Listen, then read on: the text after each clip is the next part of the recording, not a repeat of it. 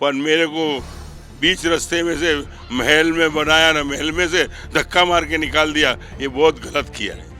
कोई और वजह दिख रही है कुछ तो, या पार्टी आपसे किनारा क्यों करना चाह रही है? इसमें पार्टी का किनारा इसलिए करने जा रही है कि मैं ज़्यादा मुंह खोलना नहीं चाहता। मेरे को एग्रो का चेयरमैन बनाया था। ये पार्टी बीजेपी की पार्टी, ये पार्टी कांग्रेस की पार्टी, आज हम दोनों पार्टी के सामने लड़ रहे हैं। आपने कोशिश की अमित शाह और प्रधानमंत्री मोदी से मिलने की, या बात वहां तक पहुंचाने की कोशिश की? बात हुई नहीं। स्पेशल हेलीकॉप्टर लेकर मेरे एयरपोर्ट पे आया, एयरपोर्ट पे मुझे बुलाया गया और बुलाकर समझाने का प्रयास किया कि अमित शाह ने भेजा है। पर मैंने कहा कि मेरे कार्यकर्ता ने निर्णय ले लिया। अब निर्णय लेने के बाद तो मैं पीछे हटता नहीं हूँ।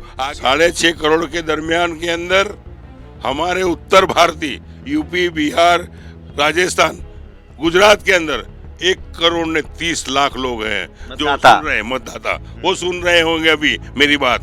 एक ही हिंदी भाषी होते हुए और 6 बार चुनाव जीतकर न्याय से चलने वाला आदमी को न्याय नहीं दिया है, ये हमारे हिंदी भाषी सुनेंगे।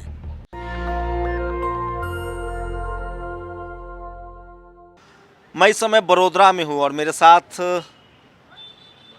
6 बार के विधायक, जिसमें एक बार वो इंडिपेंडेंट जीते हैं और 5 बार बीजेपी के टिकट से, दिल्ली में पत्रकारों के बीच और तमाम पॉलिटिकल एनालिस्ट कह रहे हैं कि इस बार जो इंडिपेंडेंट कैंडिडेट है, जिनके टिकट कटे हैं लगभग 35 से 38, वो बीजेपी के लिए मुसीबत बने हुए हैं। उसमें सबसे बड़ा नाम मधु श्रीवास्तव का है। सोचिए, पहली बार इंडिपेंडेंट जीते थे ये और उसके बाद 5 बार पार्टी के टिकट से जीते। इस बार वो फिर इंडिपेंडेंट लड़ रहे हैं। तमाम उतार चढ़ाव रहा है राजनीति में, लेकिन सबसे ताकतवर इंडिपेंडेंट कैंडिडेट माने जाते हैं। जानकार बता रहे हैं कि 2 तरह के हालात होंगे। अगर मधु श्रीवास्तव जैसे लोग चुनाव जीतते हैं और चूंकि मामला फंसता है, जिसकी पूरी उम्मीद जताई जा रही है कि इस बार जो मामला है गुजरात में वो नेक टू नेक फाइट है। आप 2002 से पिछले विधानसभा चुनाव तक देखें तो बीजेपी की सीटों की संख्या लगातार घट रही है, कांग्रेस बढ़ रही है। ऐसे में जो इंडिपेंडेंट जीत के जाएंगे, जब मधु श्रीवास्तव पहली बार इंडिपेंडेंट जीते थे उस समय 16 या 15 इंडिपेंडेंट थे। इस बार भी क्या इंडिपेंडेंट की भूमिका होने जा रही है? और आखिर क्यों मधु श्रीवास्तव का टिकट कटा, खुद मधु श्रीवास्तव से जानेंगे। क्या लगता है आपको, क्यों टिकट कटा? आप 5 बार पार्टी के सिंबल से जीते, एक बार इंडिपेंडेंट जीत के आए थे। आपने आज तक में गुजरात के बीजेपी के CR पाटिल ने कहा था कि मधुभाई श्रीवास्तव दबंग है मगर नॉन करप्टर है, वो सर्टिफिकेट दिया था। मैंने 30 साल के राजकारण में कभी करप्शन करने का कोशिश नहीं किया, कभी भ्रष्टाचार करने का कोशिश नहीं किया और नात जात भेदभाव वगैरह लोगों का काम करने का प्रयास किया मैंने। आज मेरा टिकट काटा गया है। टिकट काटने का कारण ये है कि 6 बार चुनाव जीता हूँ, चाहे कोई बड़ी मिनिस्टरी देने का नंबर आवे इसलिए, चाहे कोई नीचे का संगठन है उसके लिए। और ये टिकट काटने का कारण ये है नीचे के संगठन लोग कि यदि मेरा जन्म बड़ौदा शहर में हुआ, मैं गुजराती में पढ़ा हूँ, सब कुछ मैंने किया है और बड़ौदा में रहकर भी 50 किलोमीटर जाकर निर्दलीय चुनाव जीता मैं। और निर्दलीय चुनाव जीतने के बाद भारतीय जनता पार्टी ने मुझे बुलाकर टिकट दी। 5 दफ़े टिकट दी, 5 दफ़े में चुनाव जीता और 5 दफ़े पहली दफ़े हिंदुस्तान आज़ाद हुए ने वाघोड़िया की सीट पे भारतीय जनता पार्टी का सिंबल लाया मैं। इसी तरह बड़ौदा शहर की संसद की सीट पर जब मैं विधायक फिर से बना वाघोड़िया का, तो संसद की सीट भी पहली दफ़े जयाबेन को बड़ौदा में लाने वाला मधु श्रीवास्तव है। मैंने पार्टी के लिए इतना त्याग दिया, पार्टी के लिए मेरे को ठेठ सुप्रीम तक चुनाव लड़ना पड़ा और सुप्रीम में मैं बरी होकर आज आपके सामने आया हूँ। और मेरी टिकट काटी है, इसलिए काटी है कि नीचे के लोग, ऊपर के लोगों ने नहीं, ऊपर जो बड़े नेता बैठे हैं वो नेताओं नहीं, नीचे के लोगों ने टिकट कापी है और थोड़ी नाराज़गी हुई। मेरे को मनाने भी आए, समझाने भी आए, सब कुछ भी करने आए। मेरे को केंद्र में कोई चेयरमैनगिरी देने की भी बात करी मेरे को। फिर भी मैंने कहा कि सामने जो लोग जिला पंचायत में चुनाव लड़ा था बीजेपी के सिंबल पर, वो हार गया था गए साल, और उसी को भी आपने विधानसभा की टिकट दी है, तो किस तरह जो जीतेगा। इसलिए मैंने कहा, मैं बोला उसको चेयरमैनगिरी दे दो और टिकट मेरे को वापस दो, अभी देर नहीं हुई है। फिर मैंने बीजेपी का फॉर्म भी भरा था, फिर निर्दलीय फॉर्म भी भरा था। दोनों फॉर्म भरने के बावजूद भी मेरे को फिर भी बीजेपी ने नहीं स्वीकारा। और मेरे कार्यकर्ता के 2,43,000 मतदार है मेरे वाघोडिया 136 विस्तार के। वाघोडिया तालुका और बड़ौदा तालुका, 2 तालुका का होकर मेरा एक विधायक का विधानसभा रूप बनता है। मेरा टिकट काटने का कारण एक ही कारण है कि जब मैं 6 बार चुनाव जीता हूं, और 6 बार चुनाव जीतने के बावजूद फिर से 7वीं बार चुनाव जीतूंगा तो कोई बड़ी मिनिस्ट्री देना पड़ेगी। लोग कह रहे हैं कि आप गरीबों के रॉबिन हुड हैं, आप बड़े कंटेंडर थे, इसलिए शायद आपको क्या लगता है जो गुजरात की लीडरशिप है उसने आपको दरकिनार किया, या चूंकि लोग तो कह रहे हैं कि सारा फैसला अमित शाह और मोदी कर रहे हैं गुजरात में किसको टिकट मिलेगा किसको नहीं मिलेगा, आप कह रहे हैं लोकल नेताओं ने टांग अड़ा दिया? उसमें दो मत की बात नहीं है। लोकल यानी यहाँ के हमारे चुटाए हुए संसद, उसके बावजूद जो लोग संगठन में थे वो लोग एक बनकर और अन्याय मुझ पर कराए। मैंने खून पसीना बहाकर लोगों को आगे बढ़ाने का करा।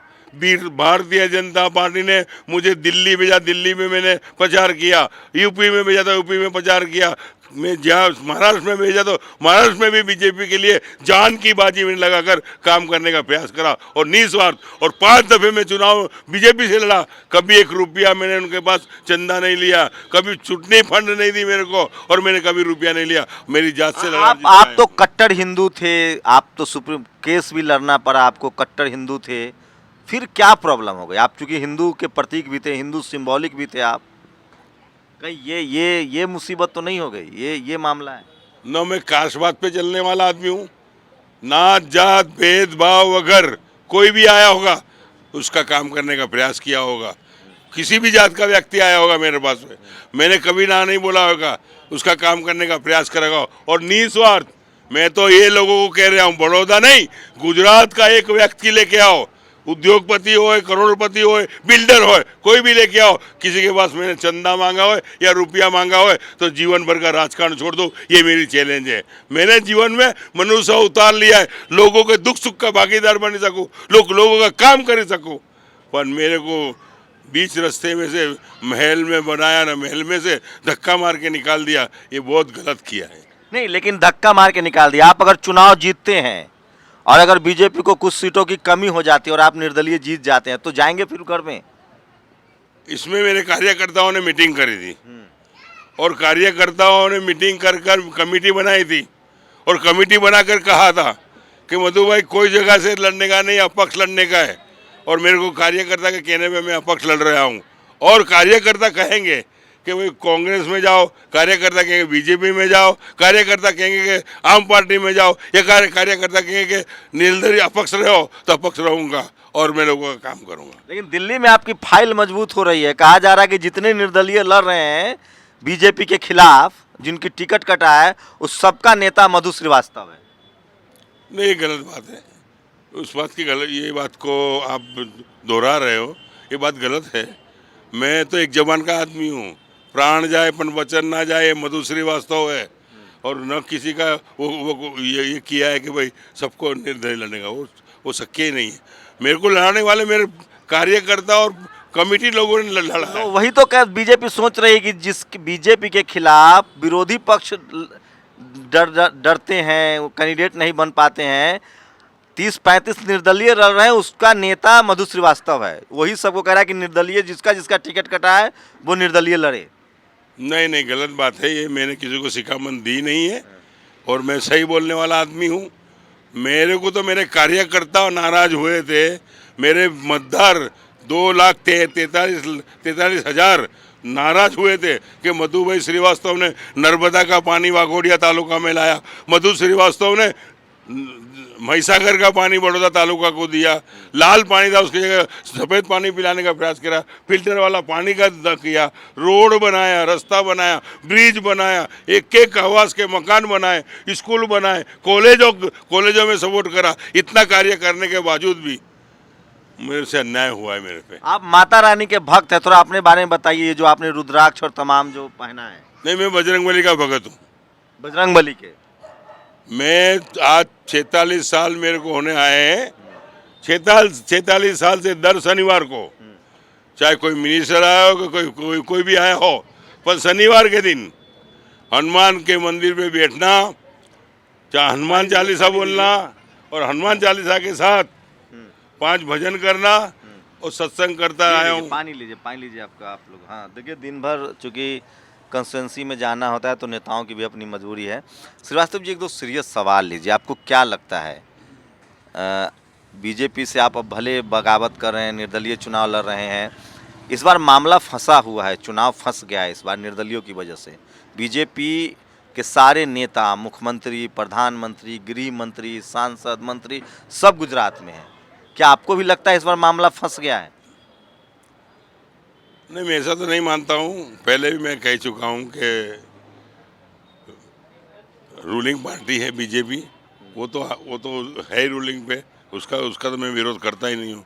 विरोध तो मैं नीचे के बीजेपी के जो लोग हैं, कि जो लोग जिला में भी हार गए, तालुका में भी हार गए, सरपंच की चुटनी में सभ्य के तरीके हार गए, उसको संगठन में लेकर मेरी टिकट काटी गई है, इसलिए मेरा नाराजगी है। आप तो आरएसएस के करीबी थे, क्या वहां से कोई मदद नहीं मिली आपको? आरएसएस में तो मैं पहले बचपन से जाता था, आज नहीं हूँ मैं आरएसएस में। आज मैं एक सिर्फ सेवक तरीके सेवा करने निकला हूँ बाजार में, और सेवा इसलिए करने निकला हूँ कि जीवन के अंदर कुछ भी कार्य करना है, जीवन के अंदर मनुष्य अवतार लिया है, तो कोई गरीब को काम आओ, कोई नात जात भेदभाव अगर किसी को कार्य में आ जाओ तो उसको मनुष्य जीवन कहते हैं। इसलिए मनुष्य जीवन के दरमियान के अंदर मैंने राजकारण पकड़ा, राजकारण के साथ साथ में धर्म को लेकर चला हूँ, और धर्म के साथ में फिल्म लाइन भी करी है मैंने। कोई नहीं, फिल्म बनाया आपने, लाइन ऑफ शेर बनाया है आपने गुजराती में। अब बताइए, जो आप कह रहे थे कि मंत्री वाला खतरा था, आप मंत्री बन सकते थे, या इसके अलावा भी कोई वजह लग रही है जिससे आपको लग रहा है कि आपकी लोकप्रियता से पार्टी परेशान थी, आप 7वीं बार विधायक बन जाते, कोई और वजह दिख रही है कुछ तो, या पार्टी आपसे किनारा क्यों करना चाह रही है?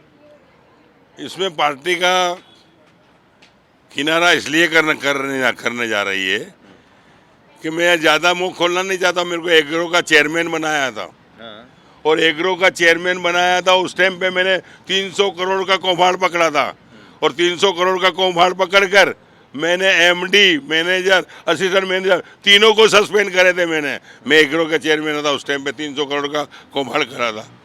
इसके कारण हो सकता है।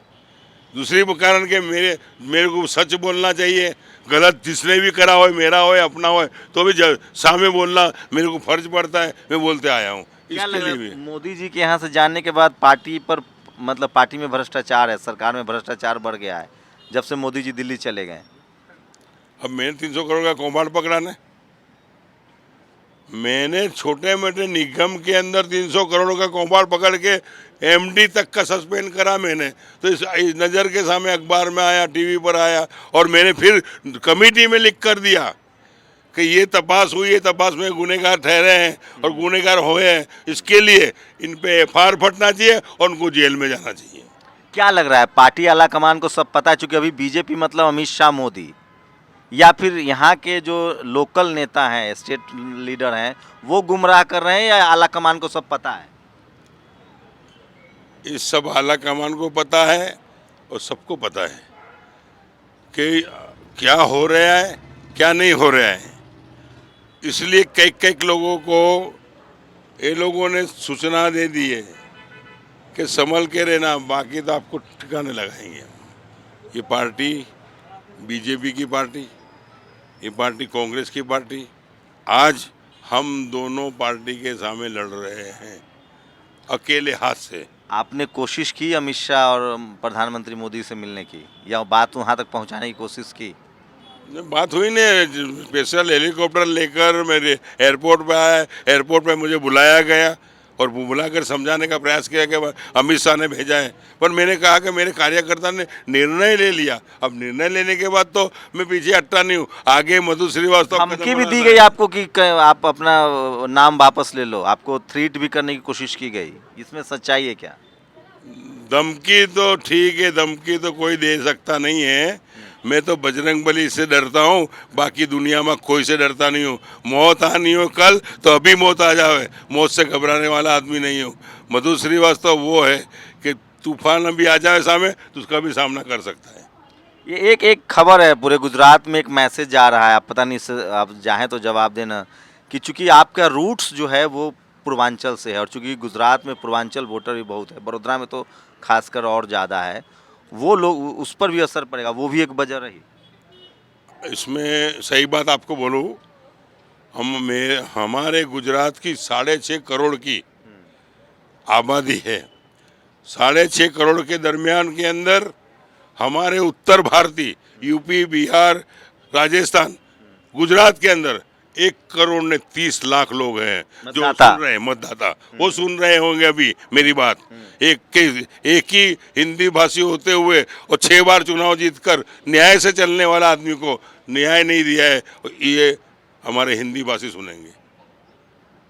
सोचिए, प्रधानमंत्री खुद आपके स्टेट से चुनाव लड़ते हैं, यूपी ने उनको प्रधानमंत्री की कुर्सी तक पहुंचाया है, बनारस से वो चुनाव लड़ते हैं। लगता है कि चूंकि आप भी यूपी से हैं, यूपी में जड़े हैं आपकी, खैर आप तो पैदा गुजरात में हुए, आपके पिता यूपी से थे, वहाँ के लिए कुछ मैसेज देंगे कि आपके साथ किस तरह से हुआ, चूंकि आप पूर्वांचल से रिलेट हैं? मेरे दादा यहाँ आए थे। अच्छा, आपके दादा आए थे? हाँ, मेरे दादा यहाँ आए थे और मेरे पिताजी मिलिट्री में नौकरी करी है, और इसके बावजूद मेरा जन्म यहाँ हुआ है, और मैंने रेलवे में सेंट्रल गवर्नमेंट की नौकरी करी है, और 7 साल सेंट्रल गवर्नमेंट की नौकरी करी, और नौकरी के बावजूद मैं कॉरपोरेशन का चुनाव जीता था, फिर बाद में विधायक बना हूँ। ये मेरी शुरुआत है यहाँ पर। आपने अपने मतलब अपनी मेहनत से, दमखम से यहाँ तक सब कुछ पाया है, सब कुछ खड़ा किया है। हाँ, बाप दादा की मिलकत थी, उनके आधार पे आज मैं ये बिल्डिंग सब मेरी है, ये पूरा ये सब, और थिएटर वेटर सब मेरा खुद का है, मेरे भाइयों है, सबका है, लोगों का है, ये पूरा हमारा है। एक आखिरी सवाल, लोग कह रहे हैं कि अभी आप बोल रहे हैं आप सरेंडर कर देंगे, अंत तक जाते जाते आप सरेंडर कर देंगे, लेकिन चूंकि आपकी रॉबिन हुड वाली छवि बनी हुई है, लोग चाहते हैं कि आप चुनाव जीते क्योंकि आप गरीबों की मदद करते हैं, लेकिन लोग कह रहे हैं कि दबाव आएगा, कुछ आएगा, सरेंडर अंत तक मधु श्रीवास्तव सरेंडर कर देंगे। तो शायद ही मैं वो इंसान हूँ जिससे मौजें भी दूर दूर भागती है, और मैं वो इंसान हूँ कि जिससे मौत भी दूर दूर भागती है। घबराता नहीं हूँ, सामने जितनी भी आंधी आवे, तूफान आवे, कोई भी बड़ी राष्ट्रीय पार्टी आ जावे, कोई से घबराता नहीं हूँ। मैंने गलत किया नहीं है, मैंने करप्शन किया नहीं है, मैंने कोई माँ बहन के सामने नज़र नहीं उठाई है। सबका भला कराए, सभी को समझाए, तो माँ बहन समझाए, सभी को समझाए, भाई बहन समझाए, सभी को कार्यकर्ता को अपना समझाए। सोचिए, गुजरात में सबसे बड़ा मुद्दा है कि लगभग 40 जो बीजेपी के कैडर जो कैंडिडेट हैं वो निर्दलीय चुनाव लड़ रहे हैं। 40 सीटें बड़ी बात होती है, और अगर ये 40 सीटों में आधी सीटें भी अगर बीजेपी लूज करती है तो वो सत्ता से बहुत दूर चली जाएगी, और मधु श्रीवास्तव उसमें एक बड़ा नाम है। और मधु श्रीवास्तव का चूंकि रूट जो है वो पूर्वांचल से है, और लगभग उन्होंने खुद कहा कि 1 करोड़ से ज़्यादा वोटर जो हैं वो पूर्वांचल से आते हैं। तो क्या 2024 के चुनाव में मधु श्रीवास्तव का असर यूपी पर भी दिखेगा, जो इनका ग्रास रूट है, जहां से प्रधानमंत्री मोदी आते हैं चुनाव जीत के, और वहां से 80 लोकसभा की सीटें हैं। सारे देश की नज़र है निर्दलीय कैंडिडेट पर। गुजरात के जो निर्दलीय कैंडिडेट चुनाव लड़ रहे हैं, आपको याद होगा हिमाचल में एक निर्दलीय को मैनेज करने के लिए प्रधानमंत्री खुद फ़ोन कर रहे थे। गुजरात में इस बार लगभग 30 से ज़्यादा निर्दलियों से बीजेपी को पाला पड़ा है, जो उन्हीं की पार्टी में थे, और टिकट कटा और वो निर्दलीय लड़ रहे हैं। उसी में सबसे बड़ा नाम मधु श्रीवास्तव का है। नतीजे 8 दिसंबर को आएंगे, लेकिन अगर निर्दलीय फैक्टर चलता है तो बीजेपी की मुसीबत यकीनन बढ़ने वाली है। पूरी बातचीत पर आपकी प्रतिक्रिया बहुत ज़रूरी है कि आप इस पूरे चुनाव को कैसे देख रहे हैं। कैमरामैन आशीष के साथ शंभू कुमार सिंह, नेशनल दस्तक, बड़ोदरा, गुजरात। नेशनल दस्तक की आपसे गुजारिश है कि अगर इसको बचाना चाहते हैं तो नेशनल दस्तक को सब्सक्राइब करने के लिए रेड कलर के सब्सक्राइब बटन को दबाएं, फिर बेल आइकन की घंटी दबाएं। नेशनल दस्तक को बचाने के लिए बहुत ज़रूरी है कि हर खबर को शेयर करें, लाइक करें, कमेंट जरूर करें।